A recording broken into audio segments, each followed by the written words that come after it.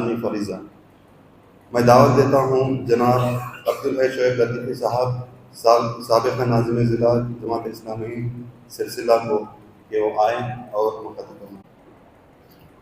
نحمدہ و نصلی علی رسولہ الکریم، اما بعد، قال اللہ تعالی فی القرآن المجید، اعوذ باللہ من الشیطان الرجیم، بسم اللہ الرحمن الرحیم، ادع الی سبیل ربک بالحکمۃ والموعظۃ الحسنۃ وجادلہم باللتی ہی احسن، وقال تعالی ومن احسن قولا ممن دعا الی اللہ وعمل صالحا وقال اننی من المسلمین۔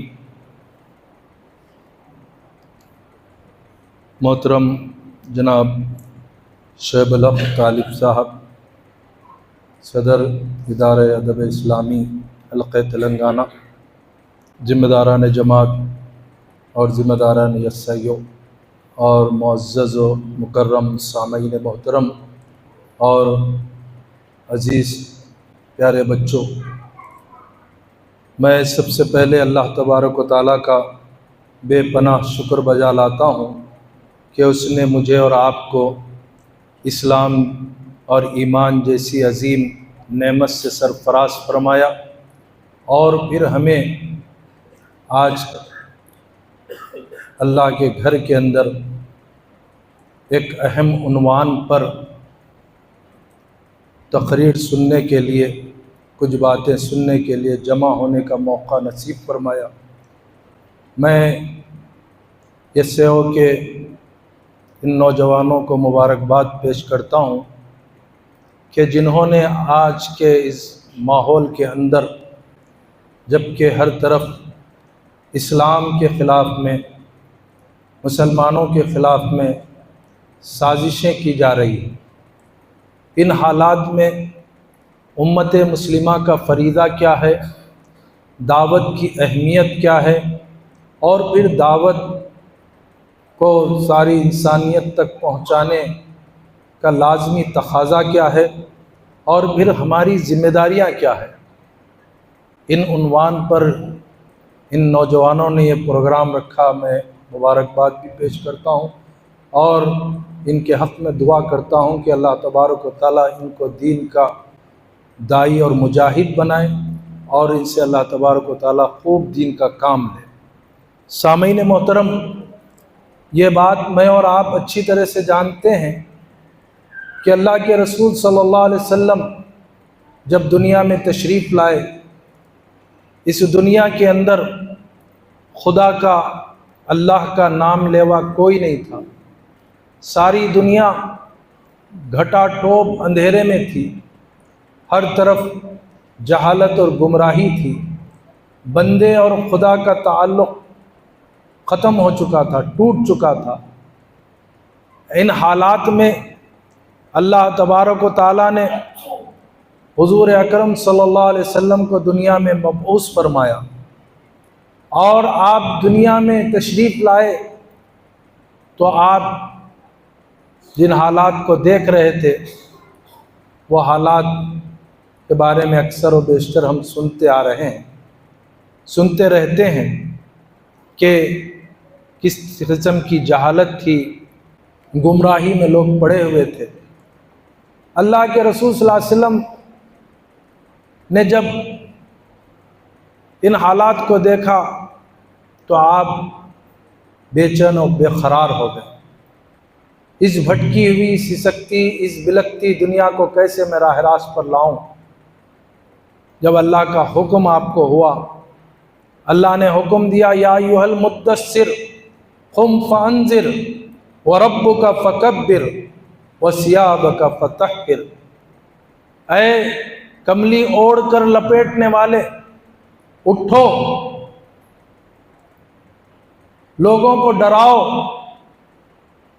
اب آپ کے لیے آرام کے دن ختم، ہم آپ پر ایک بھاری ذمہ داری ڈالتے ہیں، وہ یہ ہے کہ لوگوں کو اللہ کی طرف بلاؤ، اور پھر اللہ کے عذاب سے ڈراؤ، آخرت کے بارے میں ان کو بتاؤ، اور پھر اللہ کے رسول صلی اللہ علیہ وسلم آپ جانتے ہیں کہ فی دنیا آپ ایک تھے، فی 100 ایک نہیں تھے، 1000 میں ایک نہیں تھے، لاکھ میں ایک نہیں تھے، کروڑ میں ایک نہیں تھے، ساری دنیا ایک طرف تھی، آپ اکیلے ایک طرف تھے۔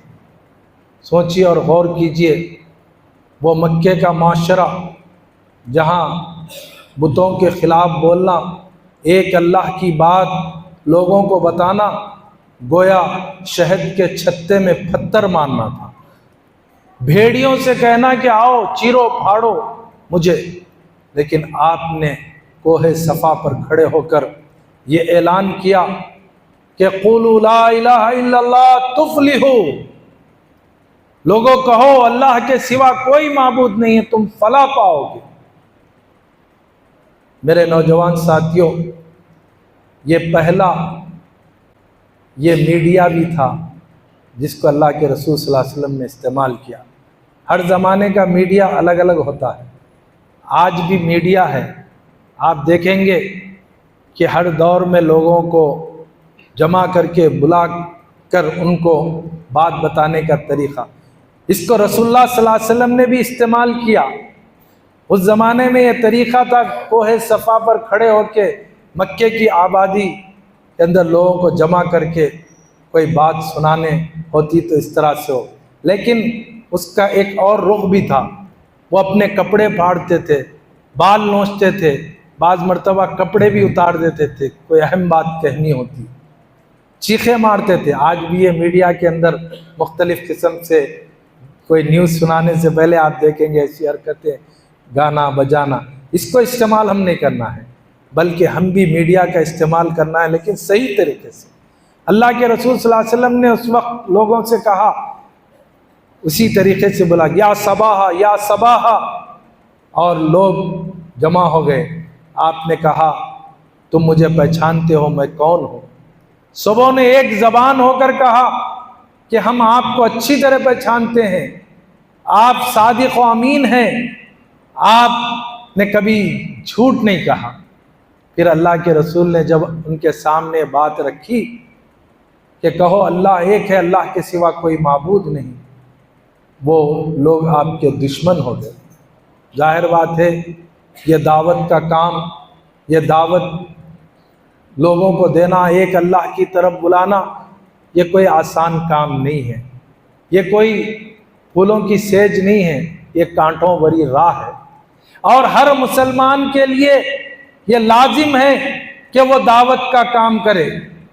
آپ جانتے ہیں کہ رسول اللہ صلی اللہ علیہ وسلم نے ارشاد فرمایا، جب آپ دنیا سے رخصت ہو رہے تھے، آپ نے فرمایا لوگو اب میں دنیا سے جا رہا ہوں، میرے بعد کوئی نبی آنے والا نہیں ہے، میں آخری نبی بنا کر دنیا میں بھیجا گیا ہوں، اب اس کے بعد یہ دعوت کا کام کرنا تمہاری اپنی ذمہ داری ہے۔ مسلمانوں، آپ نے یہ بھاری بوجھ امت مسلمہ پر ڈالا اور کہا قیامت تک آنے والے انسانوں تک پہنچانے کی ذمہ داری ہر مسلمان پر ہے۔ اس سے بات معلوم ہوئی کہ ہر مسلمان داعی ہے، اور کوئی شخص یہ کہہ نہیں سکتا کہ مجھے دعوت سے کیا کام، اس لیے کہ اللہ کے رسول صلی اللہ علیہ وسلم کے بعد اب کوئی نبی آنے والے نہیں ہیں، اور یہ نیکی کا حکم دینا، برائیوں سے روکنا، یہ ہر ایک کا فرض ہے۔ ابھی آپ نے جو آیت سنی تلاوت میں بھی، اور پھر میں نے بھی جو آیت پڑھی، اس میں اللہ تعالیٰ حکم دیتا ہے ادعو الی سبیل ربک بالحکمت والموعظۃ الحسنۃ وجادلہم باللتی ہی احسن، بلاؤ راہ رب کی طرف حکمت اور اچھی نصیحت کے ساتھ، اور ان سے بحث و مباحثہ کرو بہترین انداز میں۔ یہ دعوت کیا ہے؟ یہ دعوت الی الخیر ہے، خیر کی طرف بلانا، اور پھر اطیعوا اللہ و اطیعوا الرسول کی طرف بلانا، اللہ کی اطاعت کی طرف، اللہ کے رسول کی اطاعت کی طرف، اور پھر معروف کا حکم دینا۔ معروف کے معنی ہیں جانی پہچانی بھلائیاں، اچھائیاں اور جس کو انسان کا ضمیر پسند کرتا ہے، انسان کی فطرت اور مزاج کے مطابق وہ ہوتی ہیں، یہ معروف ہے۔ اس کی طرف لوگوں کو بلانا، دعوت الی الخیر۔ اور پھر آپ جانتے ہیں اللہ کے رسول صلی اللہ علیہ وسلم نے یہی کام مکے میں کیا، اس ماحول میں جہاں نیکی کا کوئی تصور نہیں تھا، آپ نے یہ دعوت ان لوگوں تک پہنچائی، برائیوں سے لوگوں کو روکا اور نیکیوں کا حکم دیا۔ اور امت مسلمہ کا بھی یہ فریضہ بتایا گیا، کنتم خیر امت اخرجت للناس تأمرون بالمعروف وتنہون عن المنکر وتؤمنون باللہ، تم ہی وہ بہترین امت ہو جو دنیا میں برپا کی گئی ہے، کس لیے کہ برائیوں سے تم روکنے والے ہو اور نیکیوں کی طرف بلانے والے ہو۔ اور یہ دعوت کا کام اللہ کے رسول صلی اللہ علیہ وسلم نے 23 سال تک مکے اور مدینے میں انجام دیا، اور پھر اللہ کے رسول صلی اللہ علیہ وسلم کے صحابہ نے بھی یہ کام انجام دیا۔ اور پھر دعوت کا یہ کام ہر ایک کے لیے کیوں لازمی ہے؟ ایمان و عمل صالح کا لازمی منطقی نتیجہ دعوت و ابلاغ ہے۔ دعوت اللہ ایمان بالآخرت کا بھی تقاضا ہے اور انسانیت سے ہمدردی کا بھی۔ اب یہ دعوت کا لازمی جو تقاضا ہے ہر مسلمان کے لیے، یہ اس لیے ہے کہ ہم نے یہ اعلان کیا کہ ہم اللہ کو مانتے ہیں، ہم آخرت کو مانتے ہیں۔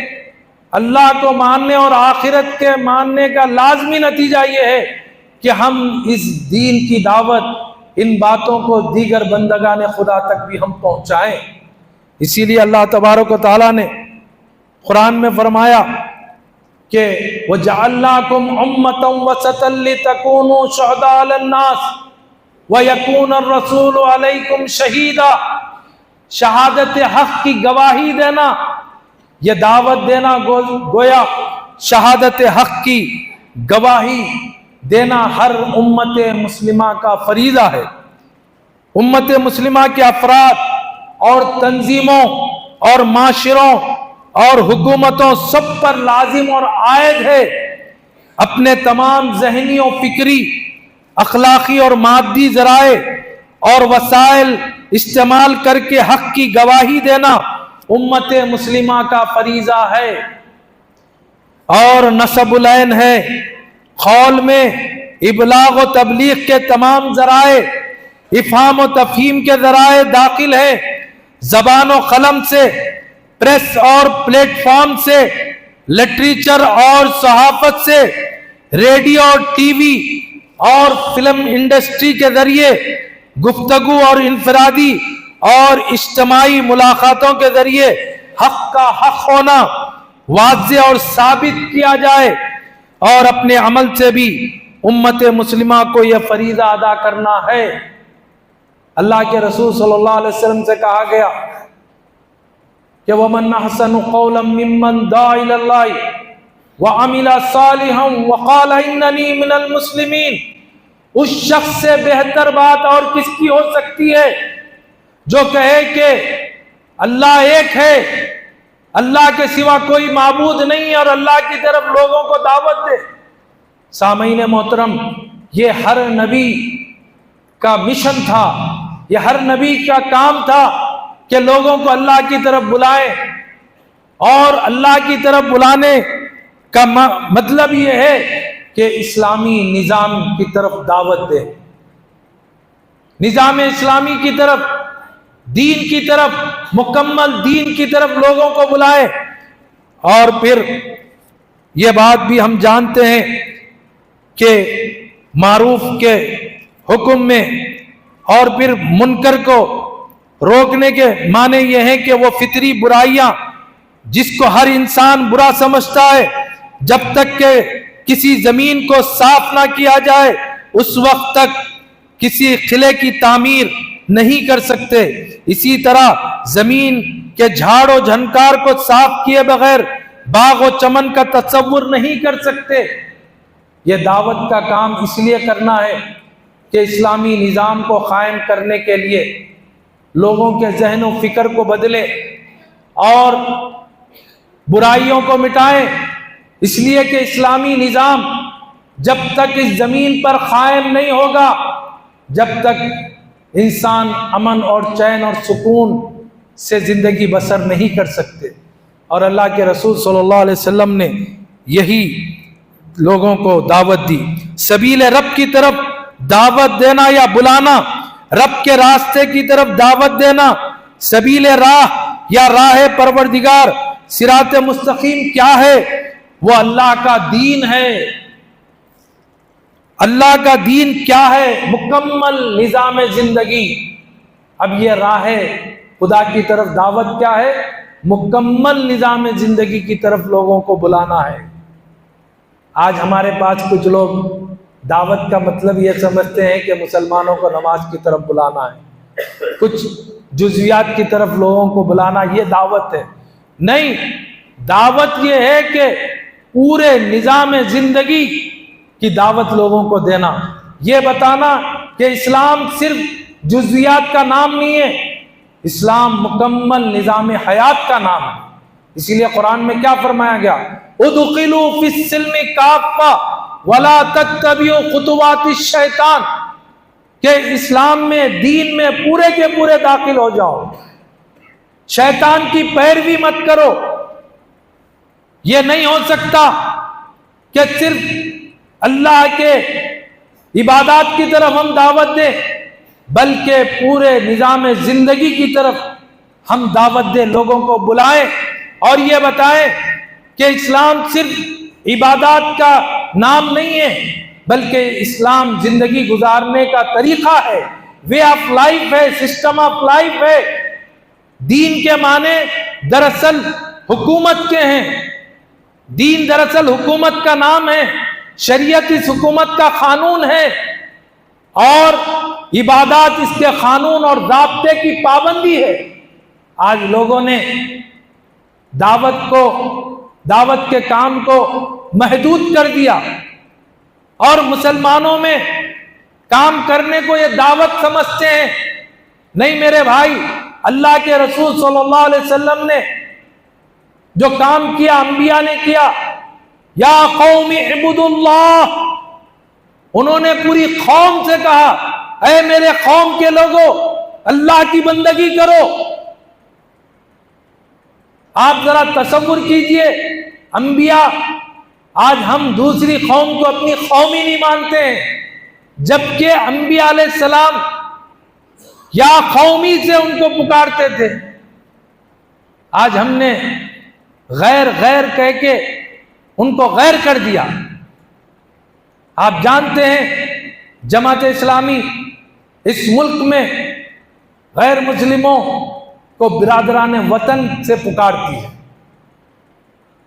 برادران وطن، یہ وطنی بھائی، اللہ کے رسول صلی اللہ علیہ وسلم نے بھی، آپ نے اپنی قوم سے مخاطب ہوا، اے میرے قوم کے لوگوں، میں اللہ کا نبی بنا کر بھیجا گیا ہوں۔ آپ دیکھیے 23 سال کی مسلسل جد و جہد آپ نے اس کام کو کیا، اٹھتے بیٹھتے رات دن اللہ کے بندوں تک اللہ کے دین کی دعوت، ایک ایک شخص تک۔ قرآن میں ایک جگہ اللہ فرماتا ہے فَلَعَلَّكَ بَاخِعٌ عَلَىٰ نَفْسِكَ آثَارٍ أَن لَّن يُؤْمِنُوا بِهَٰذَا الْحَدِيثِ أَسَفًا۔ اے محمد صلی اللہ علیہ وسلم، کیا آپ ان کے پیچھے، ان کے غم میں اپنے آپ کو ہلاک کر دیں گے؟ یہ ایمان نہیں لاتے۔ کیا آپ کی اور میری یہ فکر ہے، یہ تڑپ ہے، یہ ذمہ داری کا احساس ہے؟ اللہ کے رسول صلی اللہ علیہ وسلم کی وہ داعیانہ تڑپ آپ دیکھیے کہ آپ کے اوپر پتھر مارے گئے، جسم سے خون رس رہا ہے،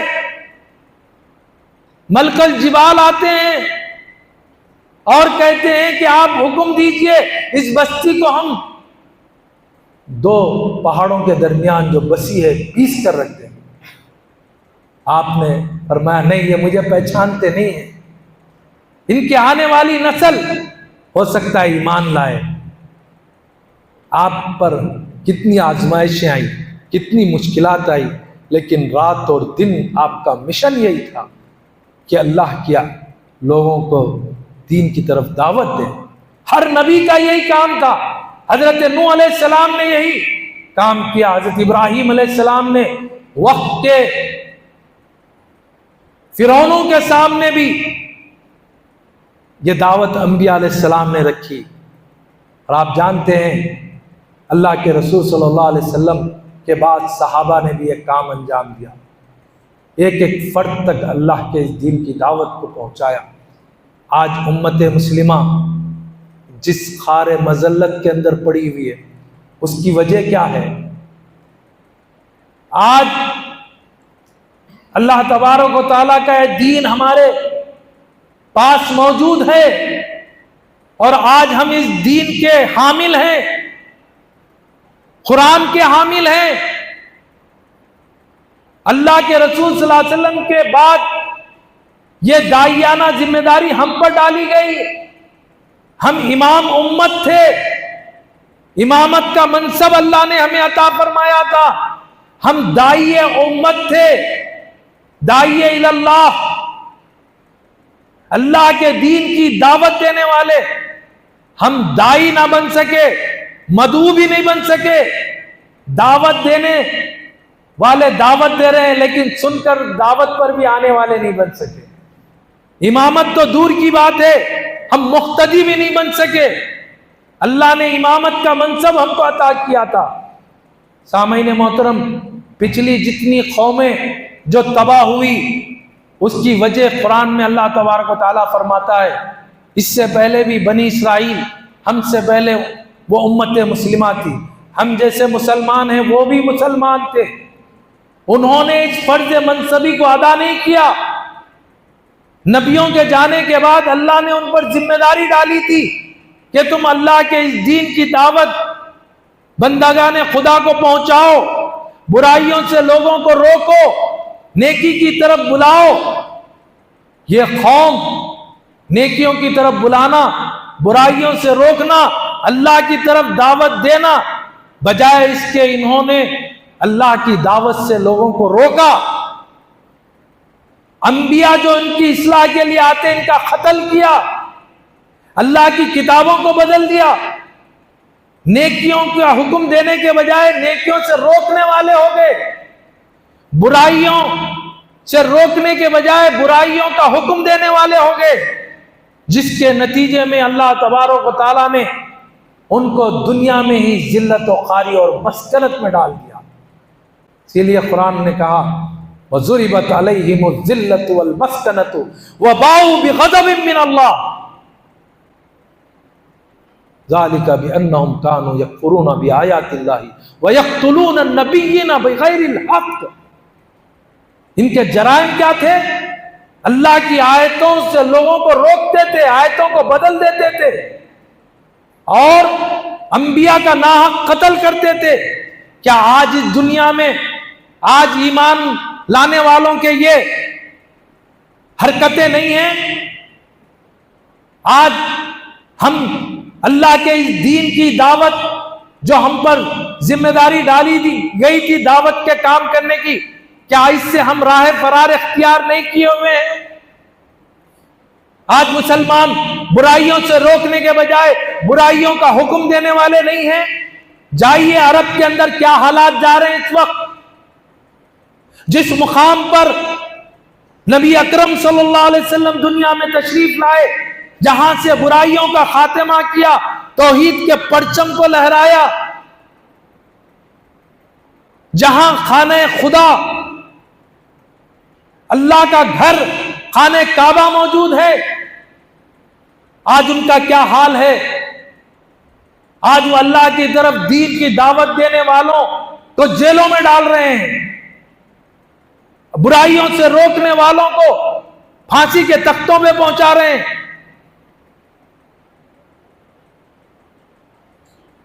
اور جو لوگ اللہ کے دین کی دعوت دے رہے ہیں ان کا مذاق اڑا رہے ہیں. کیا اس ملک میں نہیں ہو رہا ہے؟ جماعت اسلامی 75 سال سے مسلمانوں کو یہ کہہ رہی ہے، اے مسلمانوں، تمہارے زندگی کا اصل مقصد، فریضہ یہ ہے کہ اللہ کے بندوں کو اللہ کی طرف بلاؤ.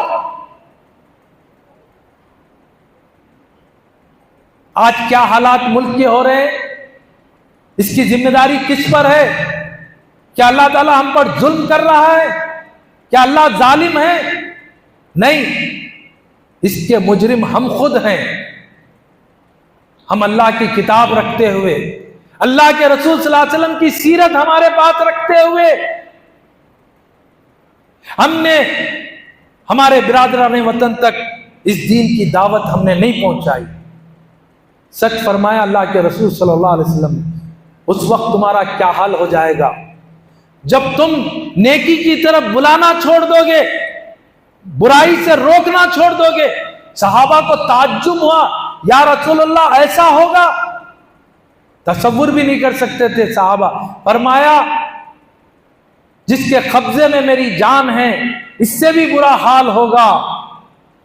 اس وقت تمہارا کیا حال ہوگا جب تم برائی کا حکم دینے لگو گے، نیکی سے روکنے لگو گے. نہیں ہو رہا آج؟ دیکھ لیجئے. ارے کہاں نماز، کہاں قرآن پڑھتے، کہاں سمجھتے. رکو، قرآن سمجھنے کی نہیں ہے کتاب، یہ دعوت سب کا کام نہیں ہے، خاص لوگوں کا کام ہے. نعوذ باللہ من ذالک، غیر مسلموں میں اللہ کے دین کی دعوت دیں گے، قرآن دیں گے، گناہ ہوگا. افسوس، روکا جا رہا ہے جبکہ اللہ کا حکم تھا بھٹکے ہوئے لوگوں تک میرے اس پیغام کو پہنچاؤ. مکے میں کون تھے؟ کوئی شخص مسلمان تھا جس کو اللہ کے رسول نے اس قرآن کی دعوت دی؟ کن کو دی؟ وہ کفار و مشرکین ہی تو تھے. آج ہم اس ملک کے اندر کروڑوں کی تعداد میں ہیں. آج ہم بے وطن کیوں ہیں؟ ہم نے ذمہ داری اٹھائی نہیں. اور پھر اللہ کے رسول صلی اللہ علیہ وسلم نے فرمایا کہ تمہارا اس سے بھی برا حال ہو جائے گا. صحابہ نے پوچھا یا رسول اللہ اس سے اور کیا برا حال ہو جائے گا؟ فرمایا تم برائی کو نیکی سمجھ کر کرنے لگو گے اور نیکی کو برائی سمجھنے لگو گے. کیا یہ حالات اس وقت پورے ملک کے اندر، پوری دنیا کے اندر؟ مجھے پرسوں ایک حدیث پڑھنے کا موقع ملا تھا. اللہ کے رسول صلی اللہ علیہ وسلم نے فرمایا جس طرح میں جب دین لے کے آیا تو دین اجنبی تھا، یہ دین زمین پر قائم ہونا، برائیوں کو مٹانا، اقامت دین، اللہ کے زمین پر اللہ کا دین قائم ہونا، ایک عجیب بات لوگوں کو نظر آئی. یہ دین کی دعوت، ایک اللہ کی طرف بلانا. آپ نے فرمایا کہ وقت ایسا آئے گا کہ اس وقت بھی دین اجنبی ہو جائے گا، لیکن آپ نے فرمایا ایک برا ایسا ہوگا جو اس دین کا کام کرتے رہے گا، ان کو نقصان پہنچانے کی کوشش کرتے رہیں گے، لیکن باطل ان کا کچھ بھی نقصان نہیں پہنچائے گا، نہیں پہنچا سکے گا. میرے بھائیوں، اس وقت پوری دنیا کے اندر آپ دیکھ رہے ہیں اسلام کو مٹانے کی، مسلمانوں کو ختم کرنے کی، شریعت کو بدلنے کی، قرآن کو کے اوپر پابندی لگانے کی اور اسلام کو مٹانے کی کوششیں ہو رہی ہیں. ان حالات کے اندر مسلمان ہاتھ پر ہاتھ دھرے بیٹھے رہنا نہیں ہے، بے فکری کے ساتھ اور نہ ہی آہوزاری کرنا ہے کہ ایسا ہو رہا ہے، ایسا کیوں ہو رہا ہے، کیا کریں گے۔ ایک صاحب فرما رہے اللہ کو رحم نہیں آ رہا ہمارے اوپر، فلسطینیوں کے اوپر۔ ارے اللہ تعالیٰ تو 70 ماں باپ سے بڑھ کے رحیم ہے، محبت کرنے والا ہے، لیکن ہمارا کیا طرز عمل ہے اس کے دین کے ساتھ؟ آج شریعت کی دھجیاں اڑائی جا رہی ہیں، دین کا مذاق بنایا جا رہا ہے، دین کو رودا ہوا دیکھا جا رہا ہے، رسول اللہ صلی اللہ علیہ وسلم کے نام کو رسول اللہ صلی اللہ علیہ وسلم کے نام کو بگاڑا جا رہا ہے، اور اطمینان کی بنسری ہم بجائے ہوئے ہیں نرم گدوں پر۔ ہمیں اگر واقعی ہمارے اندر ایمان کی کیفیت ہوتی، ہمارے راتوں کی نیند اڑ جاتی، بے چینی ہمارے اندر پیدا ہوتی۔ اللہ کے اس دین کو مٹانے کے لیے ساری دنیا کی باطل طاقتیں ایک ہو رہی ہیں۔ اللہ کے رسول صلی اللہ علیہ وسلم کو کیسے کیسے حالات سے گزرنا پڑا۔ میرے بھائیوں، یہ کوئی نفل کام نہیں ہے، یہ فرض منصبی ہے، امت مسلمہ کے ہر فرد کے لیے لازمی ہے۔ اللہ کے رسول نے کیا فرمایا؟ بلغوا انی ولو کان آیا، ایک آیت بھی اگر تم کو معلوم ہے تم پہنچا دو، دوسروں تک پہنچا دو۔ کوئی شخص بچ نہیں سکتا، کوئی یہ نہیں کہہ سکتا میں عالم نہیں ہوں، میرے کو نہیں معلوم ہے۔ یاد رکھ لیجئے، مسلمان جاہل نہیں ہو سکتا۔ مسلمان اسی کو کہتے ہیں جو علم رکھتا ہے اور عمل کرتا ہے، لازمی تقاضا ہے علم اور عمل، اس کے بغیر کوئی شخص مسلمان نہیں ہو سکتا۔ آج طرف تماشا یہ ہے کہ آج ہمارے اندر خود اتنی برائیاں عام ہو چکی ہیں، ہمارے اپنی لوگوں کی بھی اصلاح کرنا ہے۔ لوگ کہتے ہیں کہ وہ ہم سدھریں گے تو دنیا کو سدھاریں گے۔ ہاں، ہم بھی سدھرنا ہے، دنیا کو بھی سدھارنا ہے۔ رسول اللہ صلی اللہ علیہ وسلم مدینے کے اندر تھے تو احد کی جنگ کے موقع پر 1000 میں سے 300 منافقین تھے۔ آپ نے یہ نہیں کہا یہ 300 منافقین کو پہلے پکے مسلمان بنائیں گے بعد میں جا کے جنگ کریں گے، بعد میں نہیں، آپ دین کا کام کرتے رہے، ان کی اصلاح کرتے رہے، آپ نے دعوت کا کام نہیں روکا، مسلسل جد و جہد۔ اور یہ دعوت الی الخیر، اللہ کی طرف بلانا، کتنا بڑا ایوارڈ مجھے اور آپ کو اللہ نے دیا، آپ سوچیے اور غور کیجئے۔ یہ تمغے اللہ نے مجھے اور آپ کو لگائے، کنتم خیر امت اخرجت للناس، سارے انسانوں میں سے اللہ نے تمہیں اٹھایا ہے۔ سچ پوچھئے، اگر اس شہر میں کوئی لا اینڈ آرڈر خراب ہو جائے تو کون ذمہ دار ہوتا ہے؟ پولیس کے لوگ ذمہ دار ہوتے ہیں۔ اگر وہ اپنی بیٹھا ہوا ہے، ٹس سے نہیں ہو رہا، اس کو کسی فکر نہیں ہے، تو حکومت کرتی ہے لوگوں کو، ایسے آفیسروں کو سسپینڈ کر دیتی، ٹرمینیٹ بھی کر دیتے بعض مرتبہ۔ یہاں برائیاں پھیل رہی تھی، وہ لا اینڈ آرڈر خراب ہو رہا تھا اور اطمینان سے تو سو رہا تھا۔ بالکل اسی طرح سے آج امت مسلمہ کا بھی یہی حال ہے، زمین پر برائیاں پھیل رہی ہیں۔ یہ ہم اللہ تعالیٰ کے دین کے سپاہی تھے، ہمارا یہ فریضہ تھا کہ برائیوں سے ہم روکیں، خود بھی ہم بچیں اور دنیا کو بھی بچائیں، روکیں۔ اور یہ کام نہ کرنے کے نتیجے میں آج ہم کو بھی اللہ تعالیٰ اس منصب سے ہٹا دیا۔ اور آپ کو معلوم ہے اللہ تعالیٰ دوسروں کو ایمان کی توفیق دے رہا، وہ اس دین کا کام کر رہے ہیں، اس کی دعوت کا کام کر رہے ہیں۔ ایک نوجوان مجھے ملا، کہا مولوی صاحب مجھے ملا ہے، کہا کہ میں الحمدللہ مسلمان ہو گیا۔ 70 سال ہو گئے ہماری عمروں کے، لیکن کبھی یہ خیال آیا میرے ایک طرف سے ایک آدمی مسلمان ہو جائے۔ یہ تڑپ، یہ فکر، یہ سچ فرمائے اللہ تم نہ اٹھو گے تو تمہاری جگہ کسی اور کو اٹھائے گا۔ اللہ کسی سے بھی کام لے لیتا ہے، اللہ مجبور نہیں ہے۔ بے بس نہیں ہے، اللہ کا دین مجبور نہیں ہے۔ یہ مت سمجھیے کہ اللہ کا دین کا کام ہم کریں گے تو دین کا کام ہوگا، نہیں کریں گے تو دین مٹ جائے گا، دین ختم ہو جائے گا۔ نہیں، اللہ ہم کو ہٹائے گا، ہماری جگہ کسی اور کو لائے گا۔ یہ ہماری خوش نصیبی ہوگی۔ اللہ تعالیٰ کے دین کے کام کے لیے اللہ ہمیں چن لے، یہ دعا کریے۔ اور جن کو چنا ہے وہ خوش نصیب ہیں، چنے ہوئے ہیں، اللہ کا انعام ہے ان پر، اللہ کا احسان ہے۔ سامعین محترم، آپ اور میں اس بات سے بخوبی واقف ہیں، دعوت حق ایک فریضہ ہے، مگر یہ آسان نہیں، کٹھن ہے۔ یہ اصل کار انبیاء ہے۔ انبیاء نے اپنے اپنے دور میں اس کا حق ادا کیا، اکثر انبیاء نے اپنے دور میں اس کا حق ادا کیا، اور انبیاء کا سلسلہ جب ختم ہوا، آخری کڑی رسول اللہ صلی اللہ علیہ وسلم دین کو غالب کر کے دنیا سے رخصت ہوئے، تو یہ مشکل فریضہ اس امت کی ذمہ داری میں آپ نے دے کر گئے۔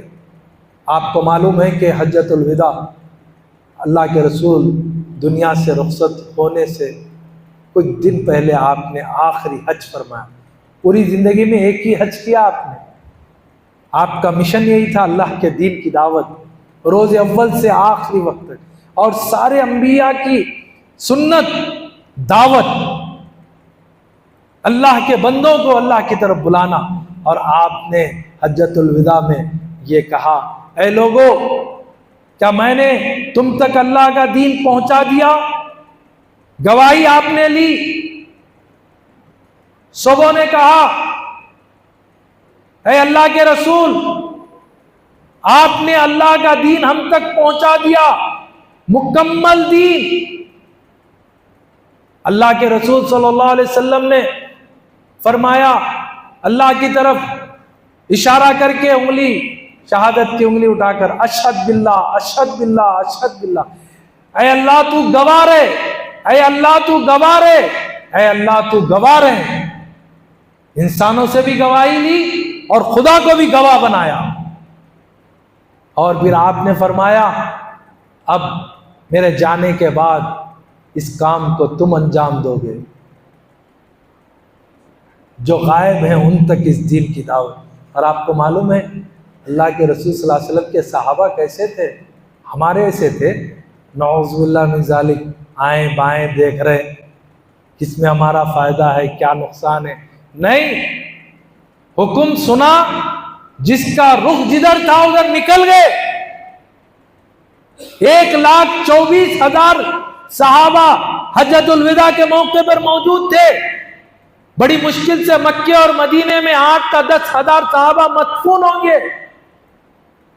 نکل گئے، اور نکل کر کہاں کہاں پہنچ گئے۔ بعض مرتبہ انہوں نے یہ تک کہا، علامہ اقبال نے کہا، دشت دشت دریا بھی نہ چھوڑے ہم نے، بحر ظلمات میں دوڑا دیے کوڑے ہم۔ اگر اے اللہ معلوم ہوتا سمندر کے اس پار بھی بستی ہے، وہاں تک بھی ہم پہنچ جاتے، اللہ کے دین کی دعوت دینے کے لیے، بندگان خدا کو۔ آج میں اور آپ یہاں اس چھتوں کے نیچے ٹھنڈے ٹھنڈے فینوں میں بیٹھے ہوئے، یہ یوں ہی نہیں پہنچا ہم تک دین۔ 7 سمندر پار کر کے آئے صحابہ، یہیں رہ گئے، یہیں زندگیاں ان کی گزر گئی۔ آج ہمارے بزرگان دین جن کے قبروں پر جا کر لوگ ماتھے ٹیکتے ہیں، ان کے کاموں کو بھول گئے، ان کے کارناموں کو بھول گئے، ان کی تعلیمات کو بھول گئے۔ حضرت خواجہ معین الدین چشتی رحمت اللہ علیہ، وہ اس ملک میں آئے، کفرستان میں چلے گئے، اپنے اخلاق سے اور اپنی باتوں سے انہوں نے لوگوں کے دل کو موہ لیا، اور لاکھوں لوگوں کو اسلام قبول کروایا۔ اسلام یوں ہی نہیں پہنچا یہاں پر، یہ بادشاہوں کے ذریعے سے نہیں پہنچا، انہوں نے تو اسلام کو نقصان پہنچایا۔ مولانا سراج الحسن صاحب رحمۃ اللہ علیہ وہ فرمایا کرتے تھے کہ ہم اس ملک کے اندر بڑی شان سے کہتے ہیں کہ ہم نے اس ملک کو کیا دیا، ہم نے اس ملک کو بریانی دی، شیروانی دی، تاج محل دیا، لال قلعہ دیا. کاش یہاں کے ہمارے وطنی بھائیوں کو یہ اسلام دے دیتے، یہ قرآن دے دیتے، تو آج اتنی بڑی تعداد کے اندر یہ غیر مسلم نہیں ہوتے. اور آج بھی کوئی حص مسلمانوں میں نہیں ہے میرے بھائی. ابھی ہم لوگ مسئلوں میں ہی پڑے ہوئے ہیں، قرآن سمجھ کے پڑھنا نہیں پڑھنا، غیر مسلم کو دینا نہیں دینا. اب جائیے، حالات اتنے نازک ہیں.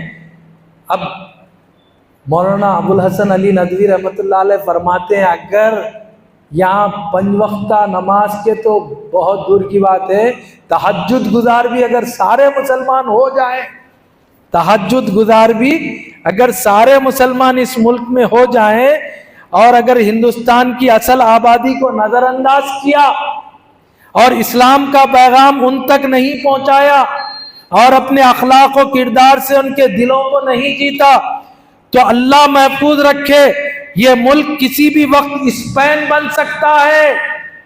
اب یہ نوجوانوں کو بتانا پڑے گا اسپین کیا تھا کیا ہے.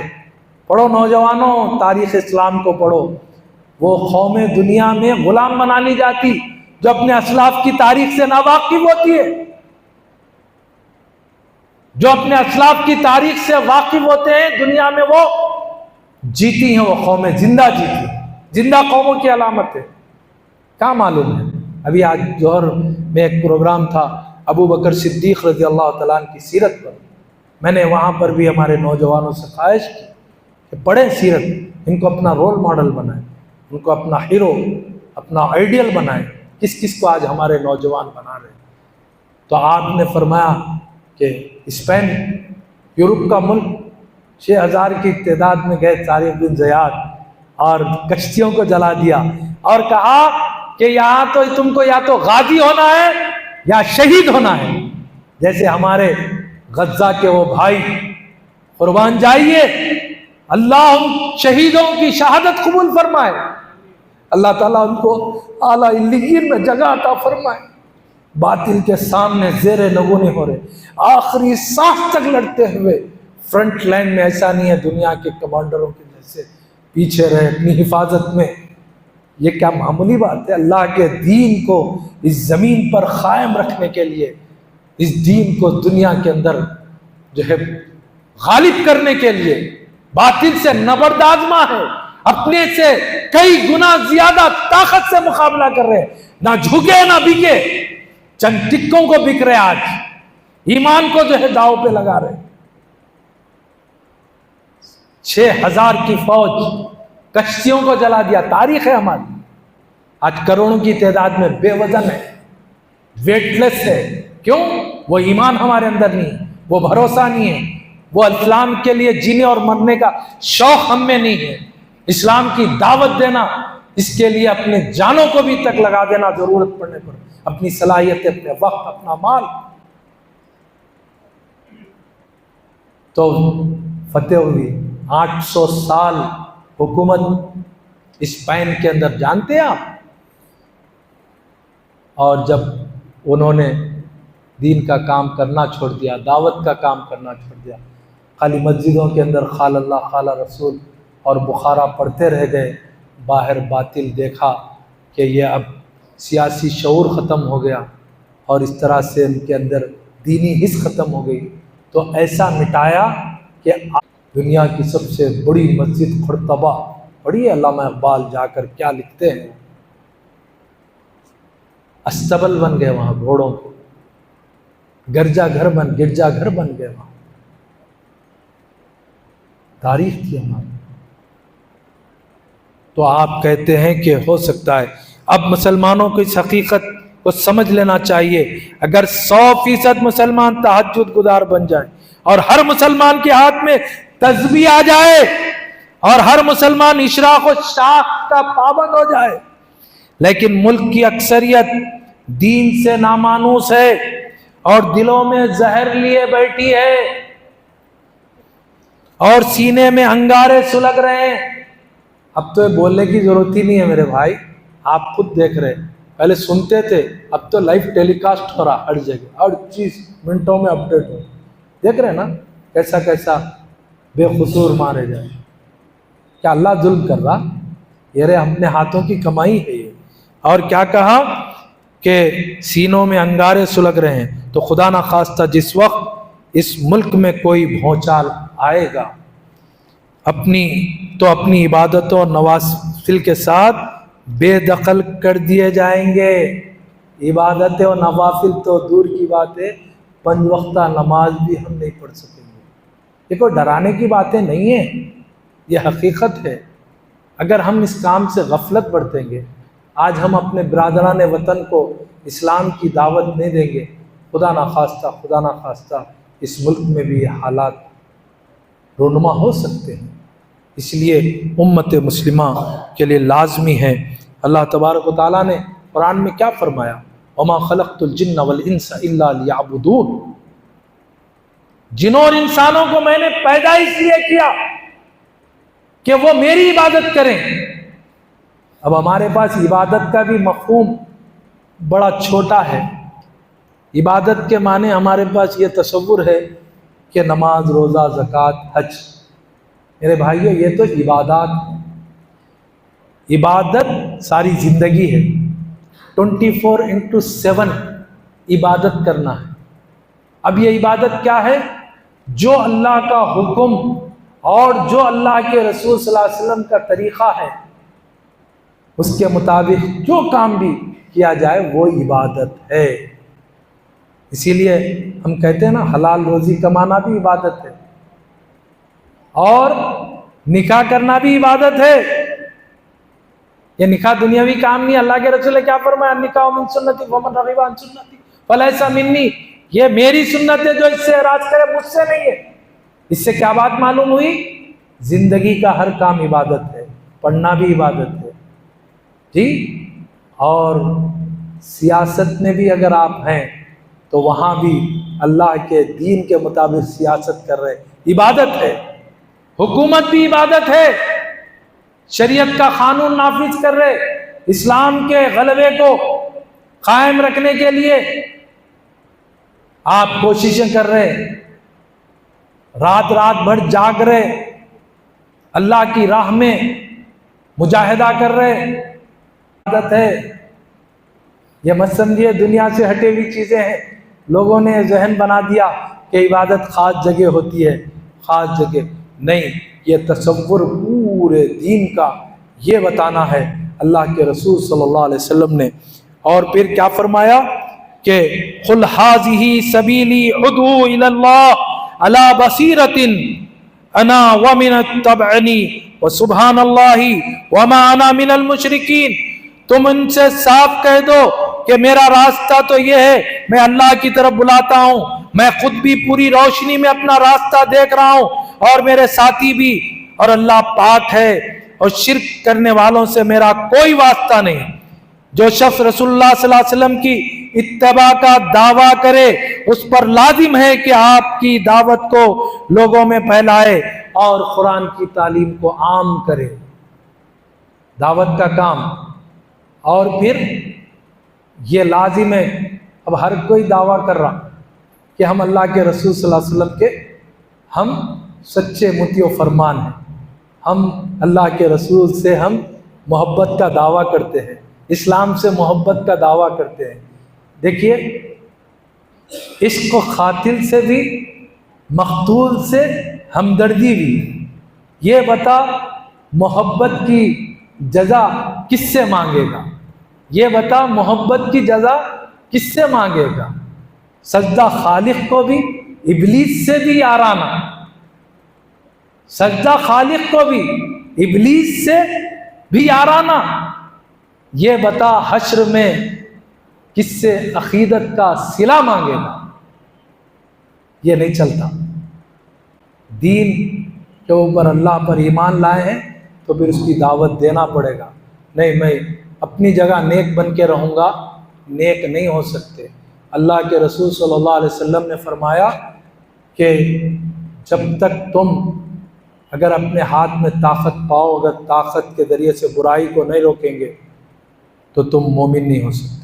اگر تمہارے اندر اتنی طاقت نہیں ہے، طاقت رکھتے وہ طاقت نہیں ہے اندیشہ محسوس کر رہے شر کا تو زبان سے ٹوکو. زبان سے بھی اگر تم کو ٹوکنے میں ڈر لگتا ہے یا بعض وقت زبان پر تالے پڑ چکے ہیں، زبان گونگی ہو چکی ہے، تو کم سے کم تم دل میں برا جانو برائی کو دیکھ کر. یہ ایمان کی آخری درجہ ہے ایمان کا، اس کے بعد ایمان نہیں ہے. اور آپ کو واقعہ بھی معلوم ہے، رسول اللہ صلی اللہ علیہ وسلم نے بنی اسرائیل کے ایک شخص کا واقعہ سنایا کہ اللہ کے رسول صلی اللہ علیہ وسلم فرمایا کہ ایک جگہ آبادی کو الٹنے کا حکم اللہ نے دیا. فرشتے آئے، دیکھا تو ایک شخص پلک جھپکنے کے الفاظ ہیں، پلک جھپکنے کے اتنی دیر تک بھی اللہ کی عبادت سے غافل نہیں ہے. اللہ کے رسول صلی اللہ علیہ وسلم فرمایا کہ فرشتے اللہ کے پاس جائیں. اللہ کو علم ہے، کہا یا رسول اللہ، یا اللہ تیرا ایک بندہ ایسا بھی ہے جو تیری عبادت سے، تیرے ذکر سے پل بھر کے لیے بھی وہ غافل نہیں ہے. اللہ تبارک و تعالیٰ فرماتا ہے پہلے اس کو الٹو، اس کے اوپر پوری آبادی کو الٹو، اس لیے کہ میری زمین پر برائیاں پھیل رہی تھی، میرے نام کو مٹانے کی کوشش ہو رہی تھی، دین کو بدلنے کی بات ہو رہی تھی، اور یہ ظالم کے چہرے کا رنگ نہیں بدلا، اس کے پیشانی پہ بل تک نہیں آئی. اللہ کو ضرورت نہیں ہے ایسی عبادات کی میرے بھائی. درد دل کے واسطے پیدا کیا گیا انسان کو، ورنہ طاعت کے لیے کم نہ تھے. کر لو بیان. اللہ کے رسول کبھی غار میں نہیں بیٹھے، انسانوں میں آگے انسانوں کی بگڑی بنانے کی آپ نے فکر کی. ایک ایک شخص کو اللہ کے عذاب سے بچانے، اللہ کے جو ہے نعمتوں میں داخل کرنے، جنتوں میں لے جانے کی آپ نے فکر کی. اور بنی اسرائیل کا وہ واقعہ بھی آپ کو معلوم ہے کہ سب کا جو قانون بنا تھا، ہفتے کے دن عبادت کے لیے مخصوص کر لو، تو اسی دن مچھلیاں اوپر آتی تھی. ان کا پیشہ تھا مچھلیاں پکڑنا. جب کچھ لوگوں نے کہا دیکھو اللہ کا حکم ہے عبادت کے لیے مخصوص کر لو، برائی سے رک جاؤ، یہ گناہ مت کرو، روکتے تھے، خود بھی رکتے تھے. اور ایک طبقہ وہ بھی تھا جو برائی سے رکا ہوا تھا، خود عبادت تو کر رہا تھا لیکن برائی سے روکتا نہیں تھا. اور پھر ایک طبقہ اس میں یہ بھی تھا، وہ علی الاعلان برائیاں کر رہا تھا. جب اللہ کا عذاب آیا، آپ جانتے ہیں کہ اس قوم کو اللہ نے بندر بنا دیا. کونوا قردۃ خاسئین، کہا ہو جاؤ ذلیل بندر. جب دیکھا صبح خیخی کی آوازیں آ رہی ہیں، ان کے گھروں کے دروازے کھولے گئے تو کیا دیکھتے ہیں کہ چہرے بندروں کے ہیں اور جسم ان کے انسانوں کے ہیں. مس کر دیا اللہ نے چہروں کو. اس میں دو جو طبقے تھے وہ اللہ کے عذاب میں پکڑے گئے، ایک جو برائی کر رہا تھا، دوسرے جو برائی تو نہیں کر رہا تھا لیکن برائی سے لوگوں کو روک نہیں رہا تھا، اللہ کے دین کی دعوت نہیں دے رہا تھا. اور ایک طبقہ بچا رہا جو خود بھی رکا ہوا تھا، دوسروں کو بھی اللہ کے دین کی دعوت دے رہا تھا اور برائیوں سے روک رہا تھا، نیکی کی طرف بلا رہا تھا. سامعین محترم، میرے اور آپ کے لیے سوچنے کا مقام ہے. اس وقت پوری دنیا پیاسی ہے. خود ہمارے اس ملک کے اندر آپ جانتے ہیں یہ جو لوگ بیچارے جن کو بھڑکا کے اسلام کے خلاف، مسلمانوں کے خلاف، اس میں اکثریت ایسی ہے جو اسلام سے ناواقف ہے، قرآن سے ناواقف ہے، ان کو زہر گھولا جا رہا ہے.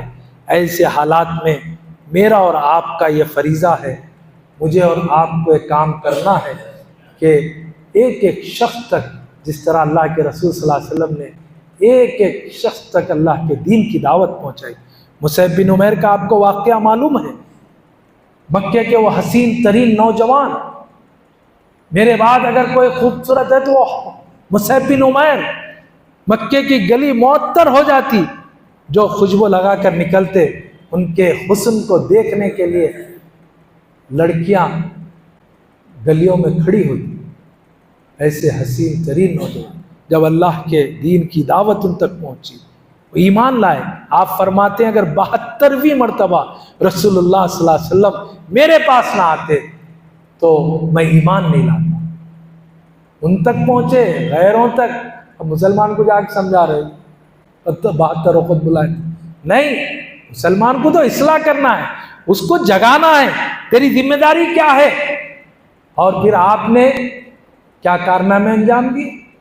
مدینے میں تعلیم دی، اور پھر جنگ احد میں شہید ہو گئے.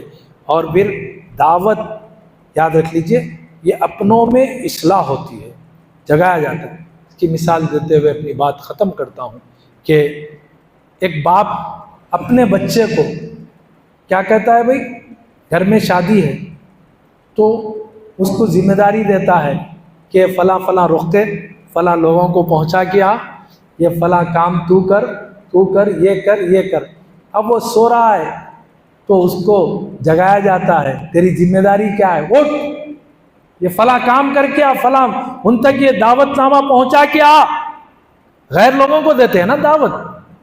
اب پھر دعوت جب دی جاتی ہے تو پہلے کس سے پوچھا جاتا ہے کہ میاں وہ دعوت نامہ پہنچایا نہیں پہنچایا وہاں تک.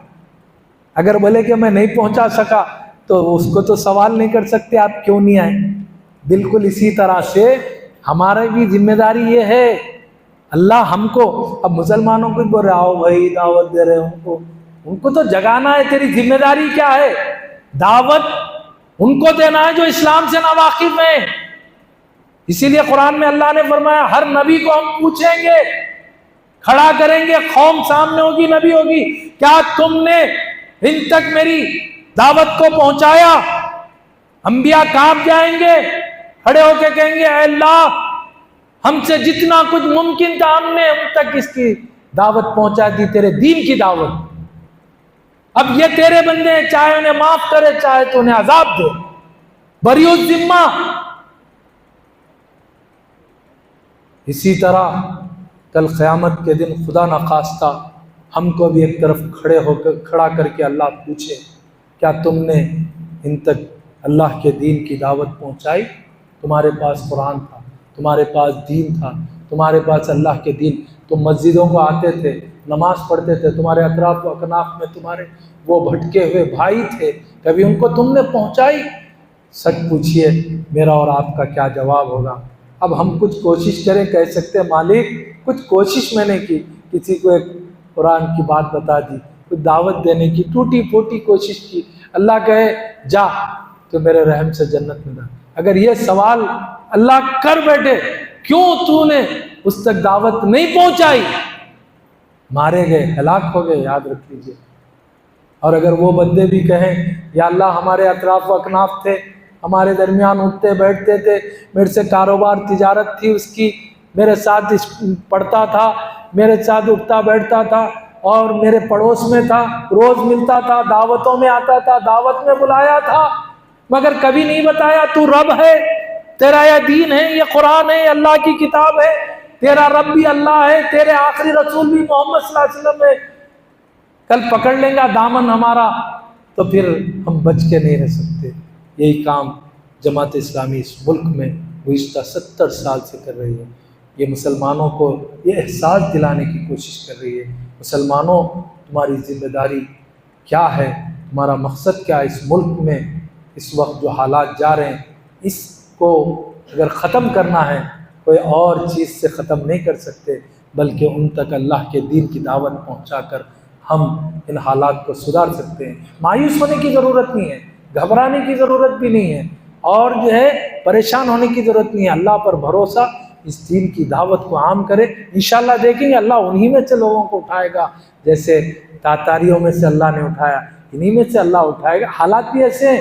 اب یہ بوکھلاہٹ کا شکار کیوں ہے پوری دنیا میں؟ یا اسلام بڑی طاقت بن کے ابھر رہا ہے، اسلام میں لوگ آ رہے ہیں، اس لیے ان کی پریشانی بڑھ رہی ہے، اور یہ حرکتیں کر رہے ہیں اسلام کو مٹانے کی، مسلمانوں کو ختم.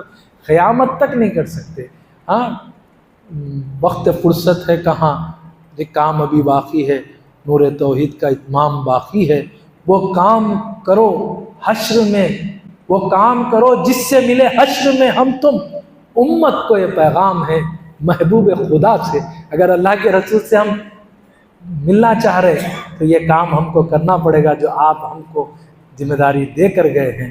اللہ سے دعا ہے اللہ تبارک و تعالیٰ مجھے اور آپ کو، ساری امت کو اے اللہ اس اہم فریضے دعوت دین کو کرنے کی اللہ توفیق عطا فرما، اور اس کے لیے اجتماعیت سے جڑ کر وابستہ ہو کر جو دین کی دعوت کا کام کر رہے ہیں ان کا ساتھ دینے کی اللہ توفیق عطا فرما۔ اللہ ہمارے اس بیٹھنے کو قبول فرما، اور جہاں جہاں اسلام کی دعوت کے لیے، اسلام کے غلبے کے لیے، اسلام کی اقامت کے لیے، دین کی اقامت کے لیے کوششیں ہو رہی ہیں، جو لوگ کر رہے ہیں، اللہ ان کی کوششوں کو کامیاب بنا اور ان کا بھرپور ساتھ دینے کی اللہ ہمیں توفیق نصیب فرما۔ ہماری اس محفل کو اللہ ہمارے لیے بخشش اور مغفرت کا ذریعہ برحمتک یا ارحم الراحمین۔ الحمدللہ رب العالمین۔